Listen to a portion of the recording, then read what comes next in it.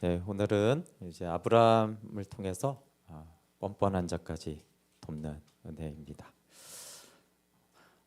네, 아브라함의 이야기는 참 중요합니다. 왜냐하면 아브라함을 이제 믿음의 조상이다, 본이다 하는 거는 그 아브라함 얘기를 하는 게 아니라 그게 우리 얘기를 하는 거예요, 그렇죠? 네, 그래서 이렇게 이 사람이 누군지 알겠죠? 이렇게 우리를 아브라함에게 붙잡아가면서 야, 믿음이란 이런 거야. 하나님은 우리를 이렇게 인도하시지. 그래서 우리를 보여주는 얘기입니다.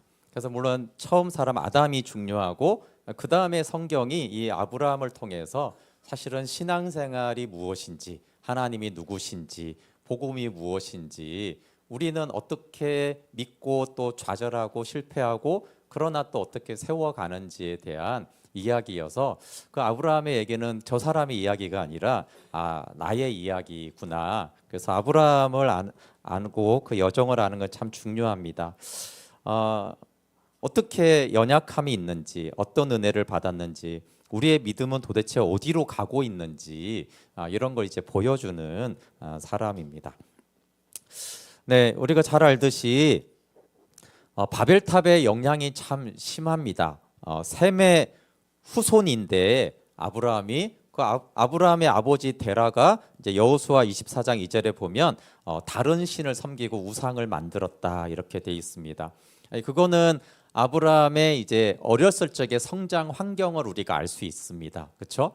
도대체 나는 왜 이래? 내 에고는 왜 이 모양이야? 그러면 거의 이제 어렸을 때 그 성장 환경하고 많이 연관이 있잖아요. 그렇죠? 그러면은 아브라함의 어릴 때 성장 환경이 그렇게 막 믿음 생활하기에 좋고 그렇게 보이지는 않은 환경에서 자랐다는 것을 알 수 있습니다. 그리고 이 아브라함이 이제 복의 근원으로 되어지는데 핵심은 이제 자손이에요, 그렇죠? 너의 자손을 통해서 네가 큰 민족이 되고 온 열방이 복을 받을 거다 이렇게 말했는데 11장 30절에 사례는 임신하지 못함으로 자식이 없었더라 이렇게 이제 등장의 배경으로 소개가 되어집니다. 아니 뭐 임신 못하는 게 뭐가 문제야 이럴 수 있지만 창세기가 지금이 아니라 창세기 1장부터 보면 족보가 3장이 나옵니다. 5장에 족보 쫙, 10장에 족보 쫙, 11장에 족보 쫙. 여기 계속 반복되는 말이 뭐예요? 누구를 낳고 자녀를 낳았으며 계속 낳았다만 나오지 못 낳았다 이런 말이 한 번도 나오지 않았어요. 근데 여기 성경의 최초로 임신하지 못했더라, 자녀를 낳을 수 없었더라 이렇게 이제 선언되는 거기 때문에 이건 요즘에 생각하는 불임 이런 것이 아닙니다. 임신 불가능. 즉 아브라함과 사라를 통해서 자손이 와서 뭔가 복을 받고 뭐 이렇게 하는 거는 이제 불가능하다. 이렇게 선언을 먼저 하고 시작됩니다. 그러니까 부르심 12장의 부르심 전에 아브라함의 성장 환경이 우상 집안이었고 얘는 복의 근원이 되는 게 불가능한 존재야라고 딱 시작을 하고 하는 거예요. 영광의 하나님이 이제 갈대아 우르에서 나타났지만 이제 가부장 사회니까 아버지 데라를 극복 못하고 또 하란에 몇 년인지 모르지만 오랫동안 거기 또 정착합니다. 좀 믿음 생활 한번 제대로 시작해 봤는데 가다가 중단하고 그 상태로 계속 정체기가 또 하란에 오래 있었습니다. 그러니까 우상의 집안에 임신 불가능에 이제 믿음의 생활을 이제 중단하고 있을 때 이제 12장이 시작이 되는 것이죠. 다시 은혜가 시작됩니다. 여러분 우리의 부르심이 거의 이렇다는 거예요. 우리의 환경이 주로 그렇죠? 신앙생활하기 좋지 않은 그런 성장과 애고와 승질을 가지고 있고 그 다음에 우리는 진짜 하나님의 생명으로 살만한 복의 근원이 될 만한 근거가 불가능하다. 그러다가 믿음 생활은 그럼 잘했냐? 잘하는 것 같았다가 왜 이렇게 돼버렸지? 이런 데서 이제 12장이 시작이 되는 거예요. 우리 12장 1절부터 3절은 너무 잘하니까 한번 같이 읽어볼게요. 시작. 여호와께서 아브라함에게 이르시되 너는 너의 고향과 친척과 아버지의 집을 떠나 내가 내게 보여줄 땅으로 가라. 내가 너로 큰 민족을 이루고 내게 복을 주어 내 이름을 창대하게 하리니 너는 복이 될지라. 너를 축복하는 자에게는 내가 복을 내리고 너를 저주하는 자에게는 내가 저주하리니 땅의 모든 족속이 너로 말미암아 복을 얻을 것이라 하신지라. 네, 이거 하나님이 정말 너무나 놀라운 축복이죠. 근데 하나님의 크기를 보여주는 건데 1, 2, 3절도 굉장히 나눌 게 많지만 사실 4절이 참 그 아브라함의 놀라운 반응이에요. 4절 한번 읽어볼게요. 시작. 이에 아브라함이 여호와의 말씀을 따라갔고 롯도 그와 함께 갔으며 아브라함이 하란을 떠날 때 75세였더라. 어떻게 말씀을 따라갈 수 있었을까요? 말씀을 따라갔다라는 거는 이 말씀을 믿었다는 얘기거든요. 안 믿는데 왜 따라갑니까? 그렇죠? 근데 1절부터 3절의 이 놀라운 말씀을 어떻게 믿을 수 있을까요? 아까 말한 그런 환경에서 아니 애가 한 명도 없는데 네가 큰 민족이 될 거야. 너무 황당한 말 아닙니까? 네 이름이 창대하게 될 거야. 그 다음에 이 마지막은 더 심하죠. 너는 복의 근원이라서 모든 족속이 너로 말미암아 복을 얻을 거야. 아니 이게 아브라함이라고 생각하지 말고 우리 얘기라고 했으니까 나한테 얘기했다고 생각해 보세요. 너 때문에 지금 이 80억의 모든 민족이 복을 얻을 거야. 이걸 믿어지세요? 여기 제가 보기에는 제일 작은 약속이 뭐냐 하면 이거예요. 너를 축복하는 자에게는 내가 복을 주고 너를 저주하면 내가 저주하겠다. 이것도 믿어지세요? 회사에서 어떤 놈이 나를 저주했어. 그러면은 나는 믿어. 하나님이 너 저주했다 자식아. 넌 죽었어.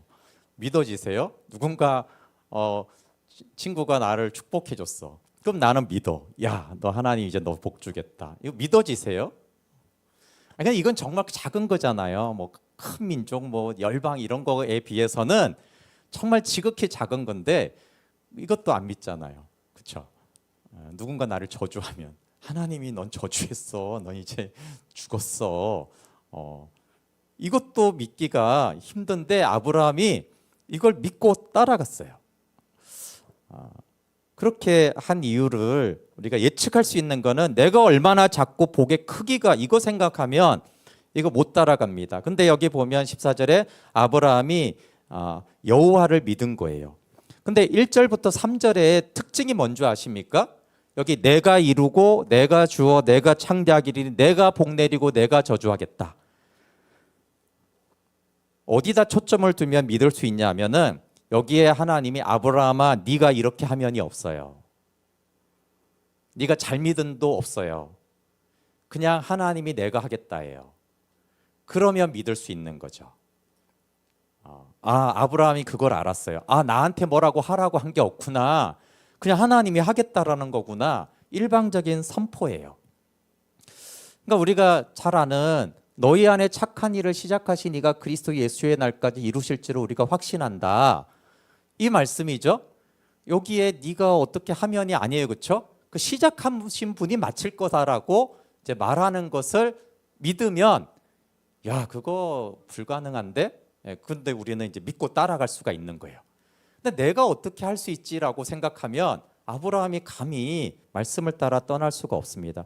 근데 아브라함은 참 연약하지만 장점이 뭐냐 하면 은혜를 알고 반응하고 하나님이 하겠다는 거에 대해서 자기가 하지 않아도 하나님이 하겠다라는 이걸 믿기 때문에 말씀을 따라가고 예배를 합니다. 근데 이제 다 이제 연약함이 있잖아요. 당연히 아브라함이 우리의 모습이기 때문에 그도 연약함이 있습니다. 책임감과 불안으로 인해서 실패합니다. 책임감은 되게 좋은 거잖아요. 근데 책임감이 강하면 불안도도 강합니다. 당연히 족장 사회에서 족장의 책임감은 굉장히 강해야 됩니다. 근데 아브라함에게 가장 큰 위협은 경제 문제였던 것 같아요. 우리도 뭐 경제 문제에 많이 연약한데 10절 보면 이제 기근이 듭니다. 우리 10절 한번 읽어볼게요. 시작. 그 땅에 기근이 들었으므로 아브라함이 애굽에 거류하려고 그리로 내려갔으니 이는 그 땅에 기근이 심하였더라. 네, 족장의 책임감 플러스 나중에 이제 롯을 이렇게 구해오는 걸 보면 아브라함은 이렇게 반드시 문제를 해결해야 된다는 책임감이 굉장히 특별히 강했던 사람 같아요. 왜냐하면 전쟁을 일으키면서까지 조카를 구해오는 게 보통 사람의 책임감은 아니잖아요. 그렇죠? 무슨 문제가 생기면 반드시 해결해야지만 직성이 풀리는 그런 사람인 거예요. 근데 우리가 이제 생존을 위해서 이집트로 가는 거는 공감이 됩니다. 그렇죠? 그런데 현실을 따라가다 보면 뭐가 문제가 돼요? 네, 이 불안이 작동하기 시작합니다. 말씀을 따라가면은 불안이 적어지지만 현실을 따라가면 불안이 작동해요. 그러니까 이제 불안하죠. 두렵죠. 그럼 사람이 불안도가 높아지면은 이기심이 커집니다. 이기적이 되면 판단력이 흐려지고 판단력이 흐려지면 이제 비겁해지는데 아브라함 뻔뻔해지는 수준까지 이릅니다. 우리 11절부터 13절 같이 한번 읽어볼게요. 시작. 그가 애굽에 가까이 이르렀을 때 그의 아내 사레에게 말하되 내가 알기에 그때는 아리따운 여인이라. 애굽 사람이 그대를 볼 때 이르기를 이는 그의 아내라 하여 나는 죽이고 그대는 살리리니 원하건대 그대는 나의 누이라 하라. 그러면 내가 그대로 말미암아 안전하고 내 목숨이 그대로 말미암아 보존되리라 하니라. 네, 처음에 기근이 왔을 때 이렇게 할 생각은 없었겠죠. 근데 이제 이집트 접경 지역까지 오니까 이제 생각이 이제 바뀌어지고 불안도가 커지고 그렇죠? 세번역으로는 이렇게 더 잘 나와 있어요. 그러니까 당신은 그러니까 이렇게 이유가 있잖아요, 그렇죠? 당신은 나의 누이라고 하시오. 그렇게 하여 내가 당신 덕분에 대접을 잘 받고 당신 덕분에 이 목숨도 부지할 수 있을 거요. 네 덕 좀 보자 이렇게 된 거죠. 근데 아브라함의 부르심이 뭐였어요? 너는 복이다. 복의 근원이다. 모든 민족에게 복을 퍼줄 사람이다. 근데 복을 퍼줘야 되는데 지금 네 덕 좀 보자. 근데 네 덕을 보는데 어디까지 가요? 목숨을 부지하기 위해서만 그래요? 야, 나 대접 좀 잘 받게. 네 덕 좀 보자. 이렇게 합니다. 근데 여기에 조금도 내가 부족하다, 미안하다 이런 게 없이 그러니까가 뭐예요? 합리적인 이유를 대는 거예요. 그리고 이제 그 뒤로 보면은 예측대로 됩니다. 좋은 대접을 받고 많은 재물을 얻고 사라는 바로의 아내가 되기 위해서 불려갑니다. 말씀을 따라갔잖아요. 그리고 아브라함이 머리는 나쁘지 않은 것 같아요. 예측 능력이 있다라는 거는 그렇죠? 미래를 여러분 예측할 수 있으면 똑똑한 거예요. 근데 예측대로 됩니다. 근데 예측을 했으면 이렇게 하면 안 되는 거예요. 그렇지 않습니까? 다른 대안을 찾았어야죠. 여러분 여기 가나안에서 애굽밖에 없습니까? 아니 여기서 이쪽으로 동쪽으로 갈 수도 있고 북쪽으로 갈 수도 있고 다른 루트도 찾아봐야 되잖아요. 근데 아브라함은 예측을 하고도 야 이집트가 고대 문명이 그러니까 거기를 가야 돼 이렇게 한 거예요. 아까 말한 대로 사라한테 최소한의 예의도 없습니다. 뭐 미안해하거나 용서를 구하거나 뭐 보호해 주려는 노력들을 하지 않습니다. 영적인 문제도 심각합니다. 하나님께 아무 도움도 구하지 않아요. 그렇게 말씀을 따라가더니 정작 기근이 있으니까 주의 이름을 부르지 않습니다. 부르짖지도 않아요. 이집트 가까이 갔을 때 아까 불안하고 두려웠잖아요. 혹시 나를 죽일지도 몰라 이런 생각이 왔을 때 하나님 저 불안합니다. 도와주세요 이렇게 하지 않습니다. 그리고 이집트 갔는데 막 너무 막 잔치 벌여주고 돈을 많이 주면은 좀 이게 마음이 찔려야 될 거 아니에요, 그렇죠? 그리고 회개를 그때라도 이거 잘못된 것 같습니다. 이래야 되는데 이제 넙죽 이제 재물을 받습니다. 그리고 사라가 바로의 아내로 불려갔을 때 어떤 도움도 구하지 않습니다. 이게 두 가지 문제가 있어요, 그렇죠? 하나는 자기 아내를 바로에게 빼앗기는 문제고 두 번째는 약속이 네가 큰 민족을 이루고라고 했잖아요. 이 하나님의 부르심을 완전히 지금 깨트리는 그러니까 사라가 바로한테 갔다는 거는 이게 인간적인 가정의 문제와 하나님의 영적인 문제가 동시에 박살이 나는 상황인데 문제는 이걸 예측을 했다라는 거예요. 근데 왜 예측을 했는데 이렇게 했고 그리고 이런 일이 발생되고 있는데 가만히 있는 거예요. 차라리 전혀 예측을 못해서 멍청해서 이런 일을 당했다면 그건 좀 연약하다. 조금 이제 비겁하긴 하다. 좀 믿음이 없었다 이렇게 말할 수 있는데 이게 심각한 거는 예측을 했다라는 거예요. 예측을 했다면 이거는 연약한 문제라고 보기에는 너무 비겁하고 뻔뻔한 겁니다.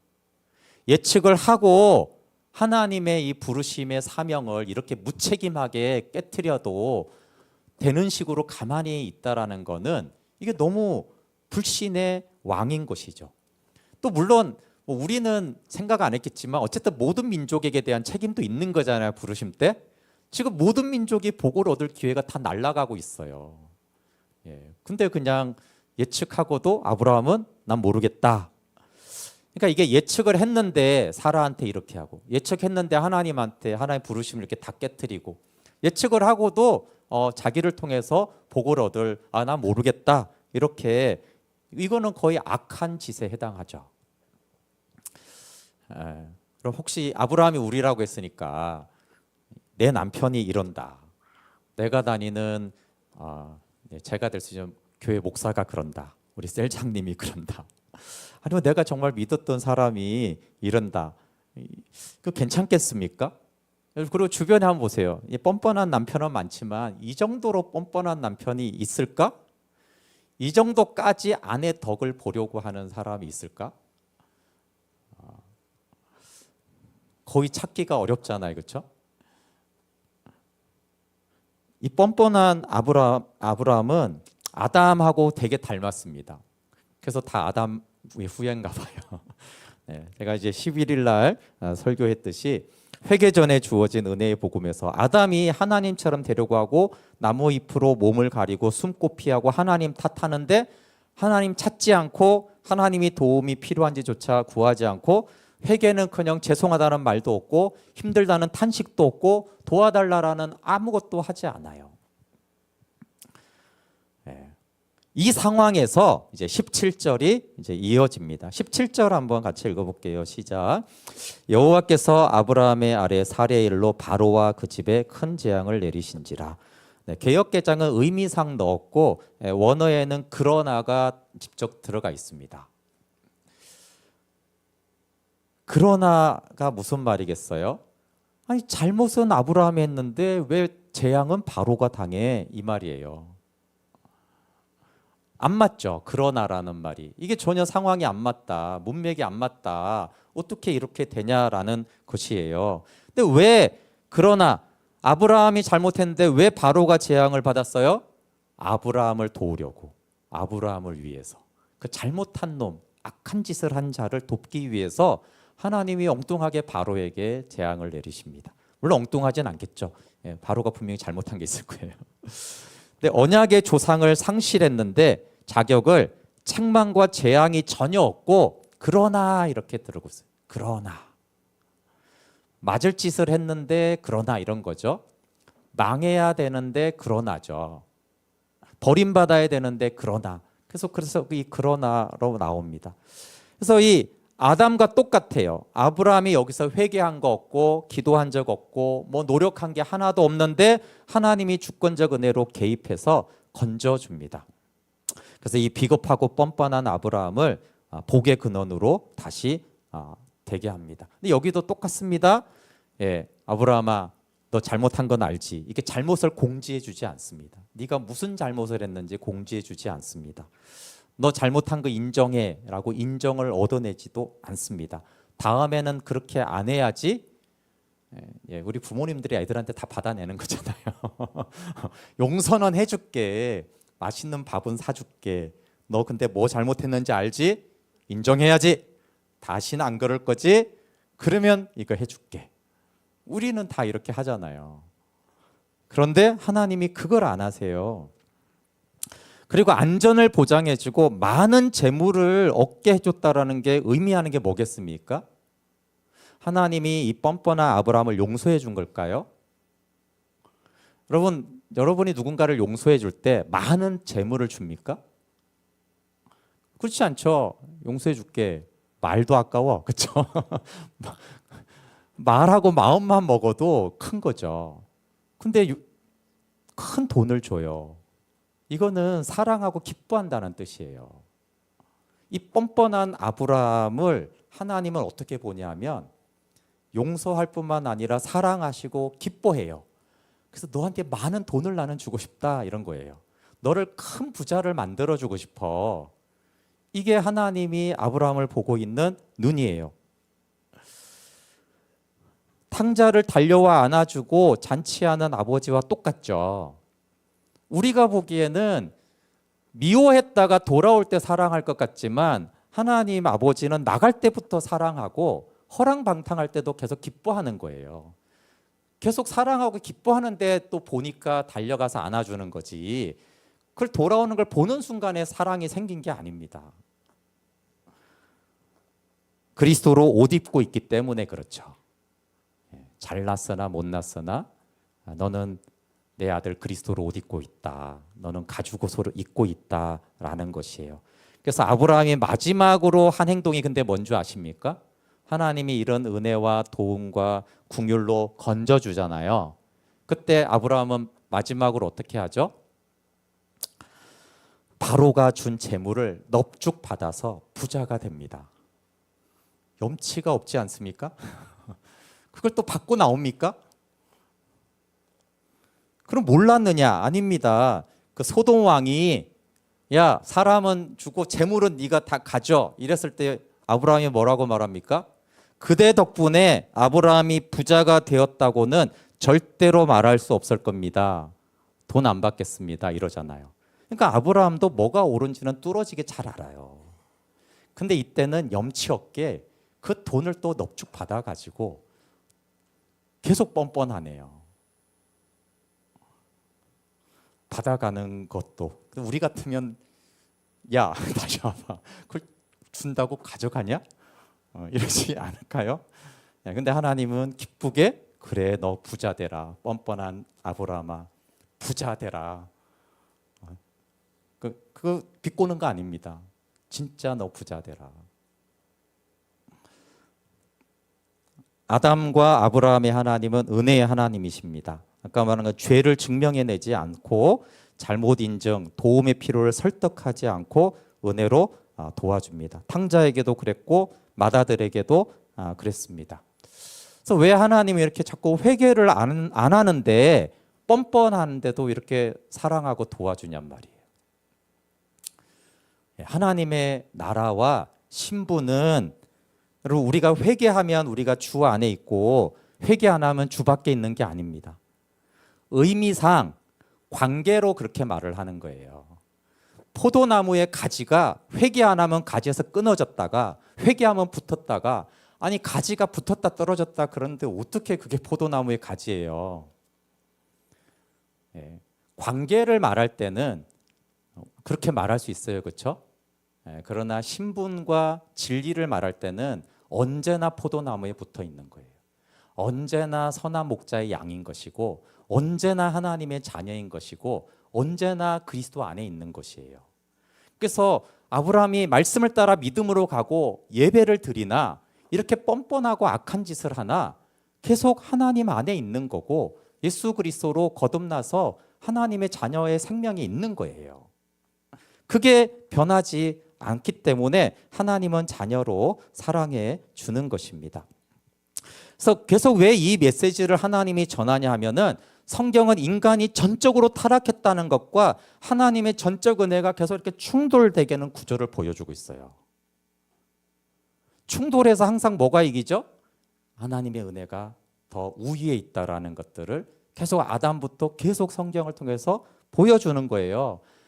그래서 아브라함이 중간에 잘난 게 없고 처음부터 얘가 끝까지 뻔뻔하고 비겁하고 믿음도 없고 염치도 없는 애다. 그러면 하나님은 처음부터 끝까지 계속 은혜로 아브라함을 인도한다라는 거예요. 회개와 복음이 필요한 이유를 지난번에도 말했잖아요. 그렇죠? 그거는 이미 준 용서를 우리가 누리기 위해서는 회개가 필요하고요. 우리가 생명이 있는데 이 생명이 드러나 생명을 누리고 살기 위해서는 복음이 필요해요. 계속 이렇게 애굽에서 바로 눈치만 보고 살 수는 없잖아요. 그렇죠? 그러니까 복음이 필요한 것이죠. 인류의 대표 아담과 믿음의 조상 아브라함의 하나님이 우리의 하나님입니다. 그래서 아담도 아브라함도 사실 그 이후에 믿음의 사람들은 다 로마서 5장 20절과 21절을 삶으로 신앙생활에서 경험을 하는 거예요. 같이 한번 읽어볼게요. 시작. 율법이 들어온 것은 범죄를 더하게 하려 함이라. 그러나 죄가 더한 곳에 은혜가 더욱 넘쳤나니 이는 죄가 사망 안에서 왕노릇한 것 같이 은혜도 또한 의로 말미암아 왕노릇하여 우리 주 예수 그리스도로 말미암아 영생에 이르게 하려 함이라. 근데 아브라함이 이집트에서 죄가 도하잖아요, 그렇죠? 근데 은혜는 더욱 더 크게 넘치네요. 그리고 아브라함이 또 왜 넘어졌겠어요? 특별히 우리보다 악해서 아니죠. 왜냐하면 여기 죄가 왕노릇하면 다 그렇게 돼요. 죄가 왕노릇하면 그렇게 뭔가 굉장히 잘하다가도 이렇게 뻔뻔하고 비겁해지고 불안하고 그렇게 다 되는 거예요, 그렇죠? 그런데 문제는 은혜가 또한 왕노릇하여서 그 은혜가 더 큰 왕노릇과 더 강한 지배력으로 결국은 생명에 이르게 하는 것을 아담도 경험하고 아브라함도 계속 믿음의 사람들이 성경에서 경험합니다. 그래서 우리의 믿음의 수준이 아니라 주님의 신실하심에 달려 있다고 말하는 거예요. 그렇지만 우리가 여기 아담과 아브라함의 장점을 계속 또 믿음의 사람들의 장점을 계속 봐야 됩니다. 그건 뭐예요? 똑같이 연약하기만 한 게 아니라 은혜를 은혜로 아는 그 장점이 있어요. 왜냐하면 하나님의 은혜를 경험하고도 생명에 잘 이르지 못한 사람들이 또 성경에 계속 나오기 때문에 그래요. 하나님의 은혜는 이런데 그 은혜를 은혜로 모르는, 그러니까 탕자의 비유에서도 탕자는 이제 어쨌든 그 시점에서 은혜를 알았고 맏아들은 아직 모르잖아요, 그렇죠? 근데 아버지가 큰아들과 둘째아들을 다르게 사랑합니까? 아닙니다, 그렇죠? 다 똑같이 사랑하는 거예요. 근데 맏아들은 왜 아버지가 이러고 둘째 아들은 아버지가 나를 받아들여줬구나. 마찬가지가 계속 성경에 반복됩니다. 가인은 은혜의 복음을 듣고도 자기 노력으로 농산물로 제사를 드렸어요. 뭐 여기도 좀 문제가 있는데 사실은 아벨을 죽인 후에 하나님이 찾아오서 하시는 말씀을 보면 이게 은혜의 복음이거든요. 그런데 가인은 하나님을 떠나 이렇게 돼 있어요. 함도 마찬가지예요. 노아의 아들이잖아요. 함께 방주 구원을 받았는데 노아의 죄를 드러내어서 저주를 받습니다. 여기 롯은 아브라함과 함께 이 모든 이집트 경험을 다 같이 했어요. 옆에서 거기서 같이 재물 얻고요, 좋은 대접 받고 그리고 안전하게 나오고 다 했어요. 그런데 이집트를 에덴 동산처럼 보고 이제 소돔으로 떠나잖아요, 그렇죠? 그러니까 은혜를 받고도 그게 은혜인지를 잘 모르는 거예요. 그냥 잘 됐다, 돈 벌었다, 뭐 이런 식으로만 아는 거죠. 죄가 더한 곳에 은혜가 더욱 넘치고 은혜의 왕노릇의 목적은 영생에 이르게 하는 거예요. 근데 아담이 은혜의 복음을 믿고 생명을 선포하면서 은혜를 은혜로 받아들이잖아요. 그리고 이제 가죽 옷을 입습니다. 아브라함은 당연하게 그렇죠. 롯은 그때 하나님의 놀라운 은혜를 경험하고 이 재물의 풍족함의 마음이 뺏겼는데 아브라함은 그 뒤로 생각해 보니까 그게 아니라는 걸 알았어요. 이 재물이 중요한 게 아니라 하나님의 은혜와 부르심이 중요한 거였구나. 하나님이 나와 함께 하시고 나를 보호하는 게 중요하구나. 그래서 다시 처음 예배드리던 곳에서 예배하면서 처음 사랑을 회복하고, 그 다음 얘기가 뭡니까? 재산이 많아서 롯하고 이제 같이 있지 못했는데 롯에게 양보한다는 얘기가 별개가 아니라 이집트에서 뭐가 문제였어요? 돈 문제였잖아요. 경제 문제가 발목을 잡아서 이집트 가가지고 그렇게 뻔뻔하고 악을 행했단 말이에요. 돈 때문에 그랬어요. 근데 은혜를 은혜로 알고 나니까 어떻게 돼요? 돈보다 롯아, 네가 좋은 거 다 해. 나는 괜찮아. 그러니까 이 경제관에 대한 완전히 다른 관점, 믿음의 경제관이 생겨버렸어요.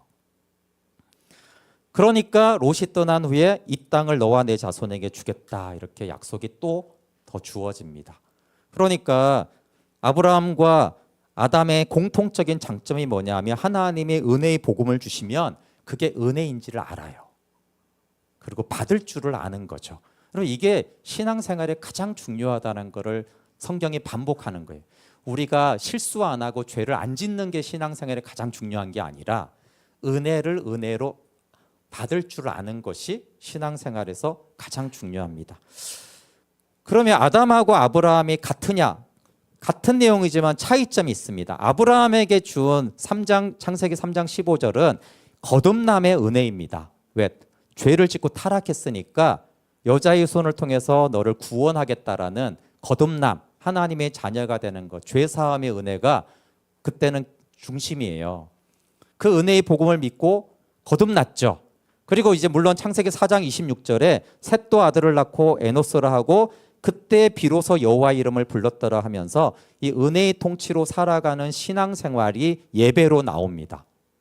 근데 이제 비슷한 것 같지만 아브라함을 지금 다루는 거는 아브라함의 거듭남은 11장 뒤에 갈대아울에서 영광의 하나님 나타났을 때 아브라함이 거듭났고요. 지금 이제 아브라함의 내용은 거듭남에 대한 것이 아니라 부르심, 사명, 복의 근원, 삶, 영적인 성숙, 믿음의 여정이 어떻게 되는가에 대한 내용이에요. 예. 말도 안 되는 부르심과 약속이 창세기 12장 1, 2, 3절에 있었다고 그랬어요. 그렇죠? 아까 말했지만 이걸 어떻게 믿었을까 저는 참 그게 신기합니다. 혹시 여러분이 하나님이 여러분에게 내가 너를 이렇게 불렀다. 내가 너한테 이거를 약속하겠다. 너를 통해 이걸 성취하겠다. 이런 게 있으십니까? 그게 가능한 걸로 있으세요? 없는 걸로 있으세요? 할 수 있을 것 같아. 이런 약속을 주셨어. 아니면 에이 그거는 말도 안 되지. 불가능해. 이런 거세요. 네. 저는 있는데 그게 제가 목회를 해야 됩니까? 그럴 때 하나님의 생명으로 섬기는 자가 필요하다 그래서 근데 제가 이거가 불가능하다는 걸 알았어요. 몇 번 말했지만 저는 이게 생명 다해라고 이해를 했지만 생명 다해가 아니었고 이건 이제 영으로 사는 삶을 말하는 건데 그 생명의 삶도 불가능한데 뭘 또 섬기냐. 그래서 이게 불가능한 부르심이었구나. 근데 우리 대부분이 어떤 믿음을 갖고 있냐면요. 거듭남에 대해서는 전적인 은혜를 주로 믿습니다. 많은 성도들이 그래 죄사함은 십자가의 피로 그냥 은혜로 나는 구원받았어. 그렇지만 내 삶, 내 사명, 부르심, 콜링, 나를 통해 이루실 하나님의 일은 내 믿음의 수준에 달렸어. 그래서 막 내 믿음이 막 하늘을 찌르고 막 성령 충만과 기쁨이 오고 막 사역의 열매들이 막 사람들이 변하면은 주님이 하신다 이렇게 이제 믿는데 막 우울하고 낙심하고 불안하고 사역의 열매는 하나도 없고 아브람처럼 이렇게 믿음에 실패해가지고 요런 짓을 하고 있으면 어떻게 돼요? 나 때문에 안 될 것 같아. 왜냐하면 아무리 주님이 부르시고 은혜 주셔도 나도 어느 정도는 해야 되는 거겠지. 왜냐하면 합작품이잖아. 그러니까 내가 완전히 실패하고 파산하고 믿지 않아도 주님이 전적으로 하신다라고 믿지를 못합니다. 대부분은. 어떠세요? 제가 그렇습니다. 제가 아무리 낙심되고 그래도 거듭남에 대해서는 이렇게 계속 믿더라고요. 제가. 근데 제 상태에 따라서 이 부르시면 될 건가 안 될 건가? 그럼 막 이렇게 좋을 때는 될 것 같다. 그러다가 안 좋을 때는 아무래도 안 될 것 같아. 이거는 뭔가 좀 착오가 있는 것 같다. 아니면 죽기 전에 되려나? 뭐 이런 생각을 하는데 많이 그래요. 근데 우리가 자꾸 내가가 주어가 되는 것을 이제 성경은 계속 반박하는 거예요. 그러니까 처음 부르심부터 거기에 아브라함이 해야 되는 게 안 나오거든요. 물론 중간에 당연히 화목함 가운데 아브라함을 통하기 때문에 분명히 아브라함의 믿음과 순종이 이제 뒤에 나오지만 근데 처음부터 계속 하나님이 내가 한다라고 시작된 것이 사실은 끝까지 가는 건데 우리는 그 가운데 들어가 있는 이제 아브라함의 순종과 어떤 걸 보고 계속 아브라함의 어떠함 때문에 이게 되고 안 되고가 달려 있다라고 보고 우리 자신도 그렇게 보는 거예요. 우리 안에 착한 일을 시작하신 분이 주님이시고 그걸 끝까지 이루실 분이 주님이시고 물론 그 가운데 복잡한 경로가 있습니다. 근데 우리는 그 복잡한 경로가 어떤 결론에 영향을 미칠 거라고 자꾸 우리는 생각을 하는데 그 복잡한 경로를 통해서 시작과 마치는 분이 하나님이신 거예요. 그러면 이제 성경의 인물을 다 다룰 시간은 없지만 아브라함이 구약의 대표적인이라면 신약의 또 대표적인 인물이 있습니다. 바로 베드로입니다. 베드로가 수제자라는 것은 단순히 제자 중에 이게 아니고 또 우리 모두를 제자로 불렀는데 그 제자의 대표 우리 다란 말이에요. 그치? 베드로가. 그래서 베드로도 시종일관 좋은 게 아니라 그의 믿음과 약함이 성경에 계속 같이 나와요. 아브라함과 똑같습니다. 굉장히 믿음이 있고 굉장히 믿음이 없습니다. 이걸 이제 같이 보여주는 이유가 베드로가 우리이기 때문에 계속 그렇게 보여주는 거예요. 베드로는 거듭남이 확실하고 그는 나는 예수님을 따르는 제자의 부르심을 온전히 성취할 수 있다고 스스로 100% 확신했어요. 그렇죠? 죽기까지 절대로 나는 주님 안 떠납니다. 이렇게 100% 확신을 했는데 아브라함은 뻔뻔했는데 베드로는 좀 다른 위기가 찾아옵니다. 자신이 감당할 수 없는 실패를 이제 하게 되죠. 그러니까 우리가 베드로가 3번을 부인하는데 참 아이러니한 거는 아니 2번 부인하고 나서 도망가면 되잖아요. 근데 도망을 안 가네. 계속 거기 있어. 그러니까 결국 어디까지 갑니까? 아유 모릅니다. 이 정도까지 우리 좀 정서적으로 이해가 되지 않습니까? 무서운데. 근데 문제는 이 3번째예요. 3번째. 네. 제가 그냥 읽어드릴게요. 마가복음 14장 71절 72절에 베드로가 저주하며 맹세를 합니다. 모른다고. 아니 뭘 또 굳이 저주하고 맹세까지 예수님에게 할 필요는 없잖아요. 근데 그리고 나서 닭이 2번 울고 네가 3번 부인하라 하신 말씀이 기억되어 나가서 울어요. 근데 마태복음 26장 75절에 보면 통곡했다 이렇게 돼 있어요. 그럼 이 통곡은 회개의 통곡이 아닙니다. 깊은 낙심과 좌절과 자기 정죄의 통곡입니다. 그걸 어떻게 알 수 있어요? 예수님이 미리 네가 3번 네가 나를 부인할 거야라고 말해준 거는 이건 궁율입니다. 그렇죠?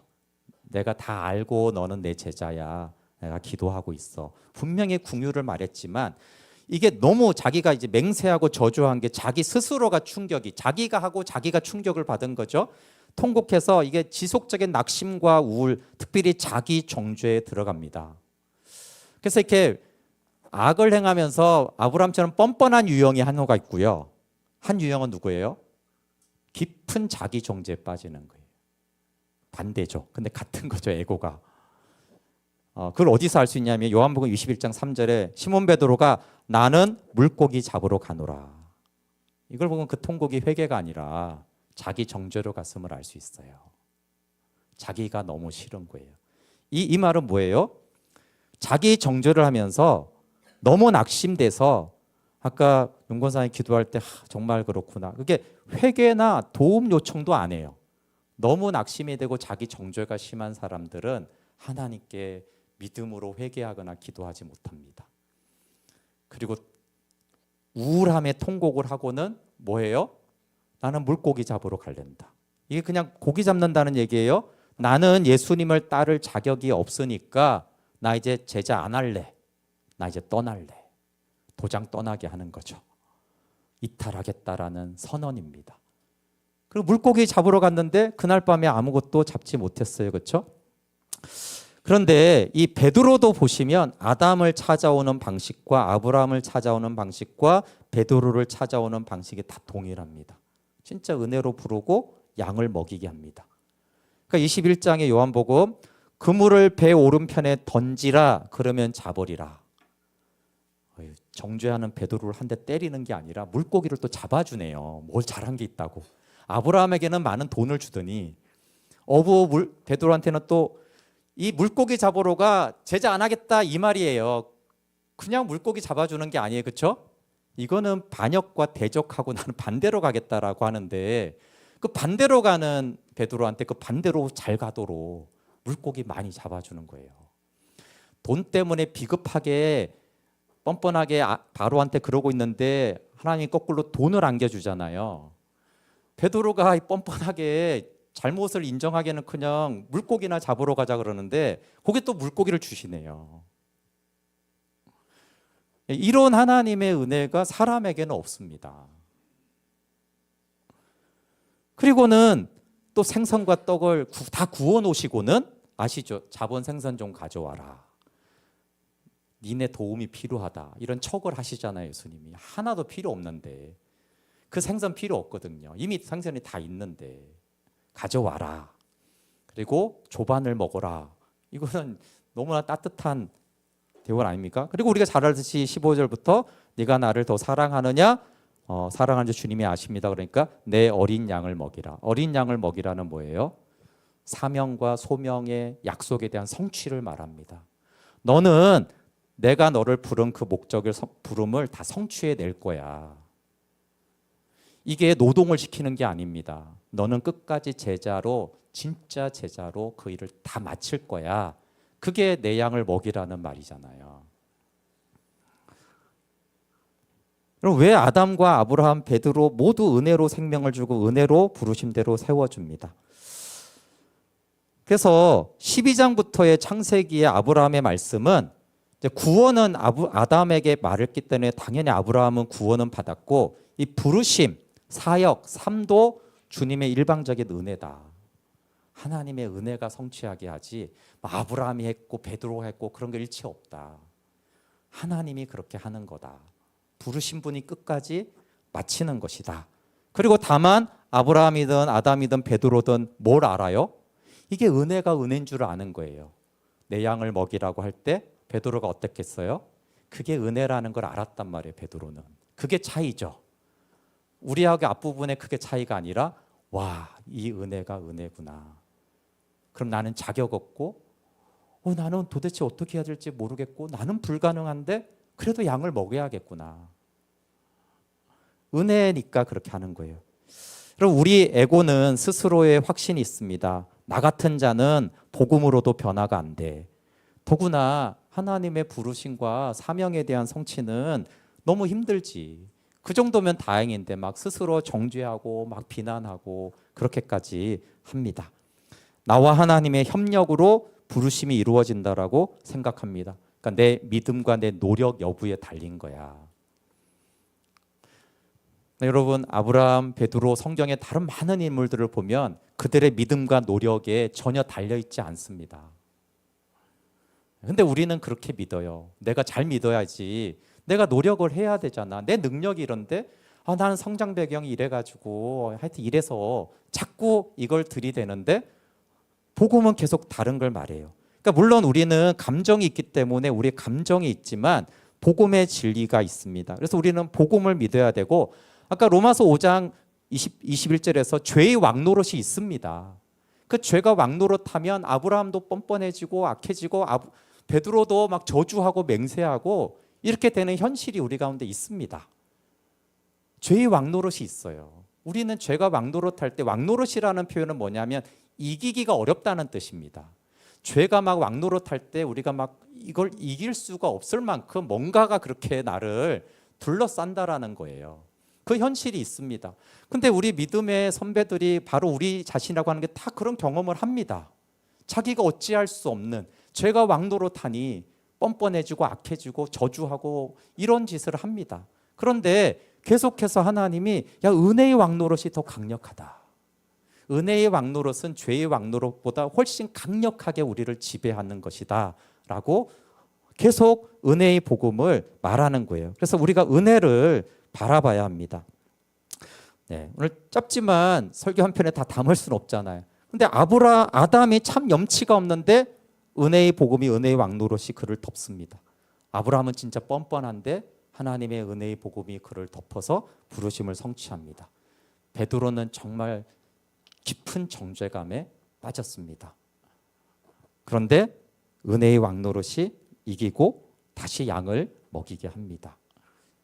이 은혜가 동일하게 우리 가운데 있고 다만 우리가 하나님 아담처럼 아브라함처럼 베드로처럼 은혜의 복음을 은혜의 복음으로 받아들이고 믿는 반응이 있기를 원합니다. 우리 함께 찬양하고 같이 기도하겠습니다. 우리 반응의 고백으로 좀 찬양하면 좋겠습니다. 너는 내 것이라 찬양하면서 우리는 자꾸 내가 뭘 하냐 안 하냐에 따라서 달라진다고 생각하지만 상관없이 하나님이 너는 내 것이라고 하십니다.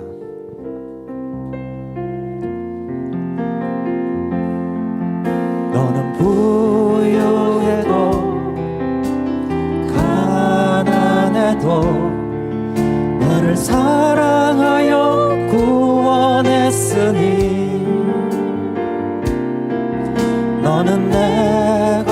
것이라 내 것이라 너는 내 것이라 내가 현명해도 내가 현명해도 미련해도 너의 지혜 내어 사용하리니 너는 내 것이라 내 것이라 너는 내 것이라 내가 잘났으나 못났으나 내가 잘났으나 못났으나 너의 모든 것을 사용하리니 너는 내 것이라 내 것이라 너는 내 것이라 내가 강하여도 내가 강하여도 약하여도 너의 힘에 대어 일으키리니 너는 내 것이라 내 것이라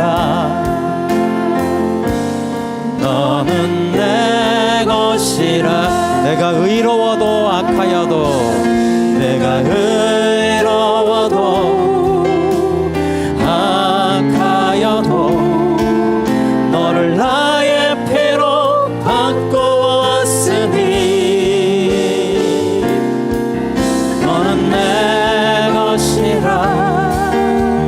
내 것이라 너는 내 것이라 너는 내 것이라 너는 내 것이라 내 것이라 너는 내 것이라 너는 내 것이라 내 것이라 너는 내 것이라 함께 말씀 안에서 성령이 조명하신 대로 기도하겠습니다. 여러분, 우리가 의로우나 악하여도 너를 내 피로 바꾸었다. 내 아들이 너를 값주고 샀다. 창조주 내 아들이 복종하여 너의 죄와 저주와 심판과 그 뻔뻔함과 악과 자기 정죄를 다 담당했기 때문에 주님은 은혜로 나를 사랑하고 도우시며 기뻐하십니다. 하나님, 구원의 은혜가 의심된다면 은혜의 복음으로 거듭남의 은혜를 고백합시다. 하나님, 근데 이 삶이 너무 복잡하고 제가 이렇게 넘어지는 걸 보면 내가 이렇게 약하고 미련하고 못나고 가난하고 악한데도 그러나 그 은혜가 왕노릇함을 믿음으로 감사하며 주님이 하십니다. 고백하겠습니다. 같이 기도하겠습니다. 네, 하나님, 제가 아담에게 선포하신 이 은혜의 복음을 믿음으로 우리가 생명을 얻습니다. 말씀을 따라가고 예배하다가 아브라함처럼 불안하고 그래서 이기적이 되고 그래서 비겁해지고 뻔뻔해지고 악을 행하여 하나님의 부르심을 다 망가뜨려도 다시 전적인 주님의 그 은혜로 아브라함을 불러 다시 모든 민족에게 복을 주는 아브라함이 되게 하시는 분은 하나님이십니다. 우리 안에 착한 일을 시작하신 하나님, 끝날까지 이루시는 하나님, 하나님, 나는 제자가 될 수 있다고 100% 확신한 그 절대적인 확신이 무너져 또 전적인 자기 정죄에서 낙심하고 우울한 베드로를 결국은 양을 먹이게 하시고 그 일을 이루시는 주님, 왜냐하면 우리가 주님의 것이기 때문입니다. 하나님, 내가 가난해도 미련해도 못나도 약하고 악하여도 아들의 피로 그 피값으로 구속하여 산 아들 안에 있는 생명을 받은 하나님의 자녀입니다. 우리의 삶을 끝까지 견인해 가시며 하나님의 부르심을 따라 세워가시고 세우실 그 은혜를 찬양합니다. 주님이 하십니다. 그 은혜를 찬양하고 감사합니다.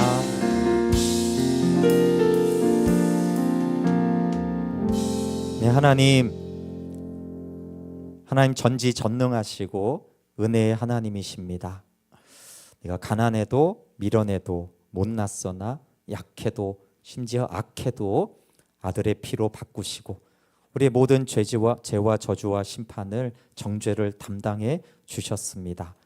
그 은혜의 하나님이 나를 거듭나게 하시고 은혜의 하나님이 내 삶을 이끌어 주님이 부르신 그 약속하신 대로 세워 주십니다. 우리 안에 주님이 착한 일을 시작하셨습니다. 그분이 끝날까지 이루십니다. 그 은혜의 영광을 찬양합니다. 예수님의 이름으로 기도합니다. 아멘. 네, 교회 소식 전해드리겠습니다.